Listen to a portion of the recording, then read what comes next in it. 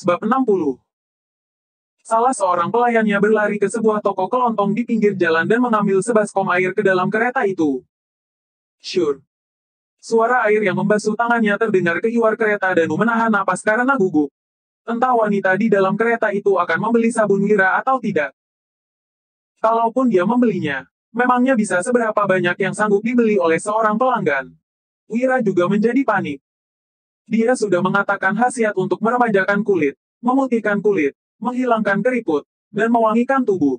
Dia sangat yakin bahwa wanita bertangan putih halus ini pasti akan membelinya.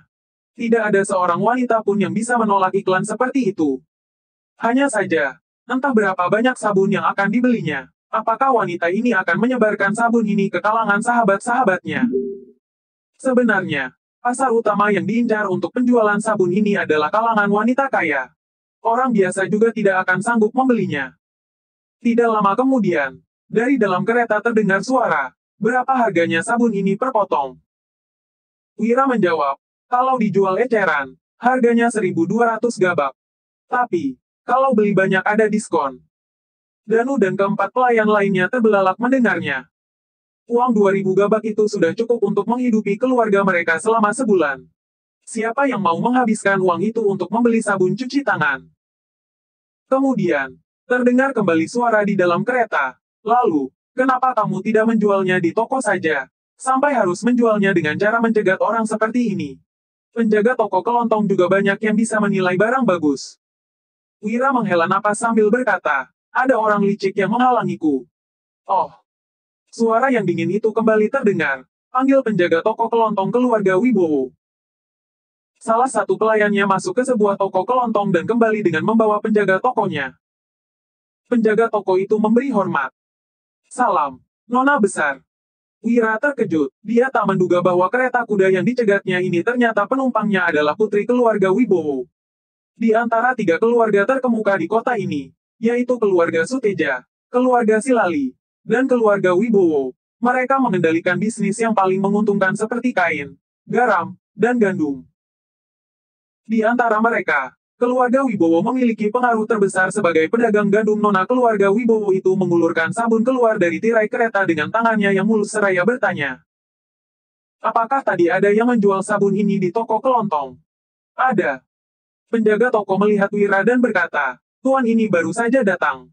Tapi, Tuan muda keluarga Silali mengirim seseorang untuk menyampaikan pesan menyuruh keluarga Wibowo untuk berpihak pada mereka. Aku khawatir hal ini akan menimbulkan konflik antara kedua keluarga, jadi aku tidak membeli barang dari tuan ini." Wanita di dalam kereta kuda itu berkata dengan suara ketus, "Kamu ini orang keluarga Silali atau keluarga Wibowo?"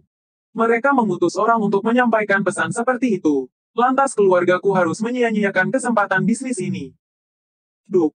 Penjaga toko langsung berlutut dan keringat dingin mengucur dari dahinya. Suara dingin dari dalam kereta terdengar tanpa emosi. "Serahkan catatan toko kelontong ini. Lalu kamu ke desa saja untuk mengumpulkan sewa.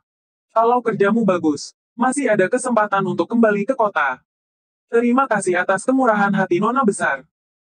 Penjaga toko meninggalkan tempat itu dengan rasa hormat dan syukur. Mata Wira berbinar melihat adegan ini. Wanita ini jelas memahami seni mengendalikan orang lain. Meskipun sedang memberi hukuman, dia tetap tidak membuat orang putus asa. Dia masih memberikan harapan, sehingga membuat orang tidak berani menjadi malas dan tetap harus bekerja keras. Wanita itu kembali berkata, "Tuan, berapa banyak sabun yang kamu punya?" 1.000 potong. "Bagaimana harganya kalau aku membeli semuanya?" "Per potong 1.000 gabak." "Baik." Wanita itu kembali berkata dengan suara dingin, "Tapi, aku punya satu syarat. Kamu hanya boleh menjual sabun ini kepadaku seorang di Provinsi Jawali ini." Wanita ini bahkan mengerti praktik monopoli. Wira menjadi makin tertarik. "Kamu mau jadi agen di Provinsi Jawali?" "Agen?" Setelah jeda sejenak, wanita itu kembali berkata, "Satu istilah yang menarik, aku mau jadi agen." Wira tersenyum ringan. "Kalau Anda benar-benar ingin menjadi agen, bawa 1.000 buah sabun ini dan jual ke setiap kabupaten di Provinsi Jawali dalam waktu 3 bulan. Kalau Anda berhasil, kita bisa membahasnya lagi nanti." Provinsi Jawali membentang sejauh 500 km dari utara ke selatan, dengan 8 kabupaten dan ratusan desa. Jarak yang jauh dan medan yang sulit membuat siapapun bahkan keluarga-keluarga berpengaruh di tingkat kabupaten atau provinsi, untuk memasarkan produk mereka di seluruh wilayah. Baik. Terdengar suara yang dingin itu mengiyakan persetujuan ini. Wanita itu mengulurkan tangannya dan memberikan sebuah kotak kayu. Sebulan kemudian, aku akan menunggu Tuan di kediaman keluarga Wibowo. Begitu membuka kotak itu, ternyata isinya adalah 10 batang emas yang tampak berkilau. Napas Danu langsung memburu menyaksikan hal tersebut.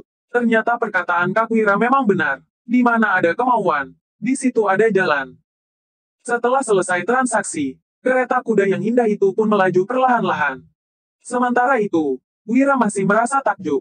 Bisnisnya sudah selesai, tapi dia malah belum bertemu dengan orangnya.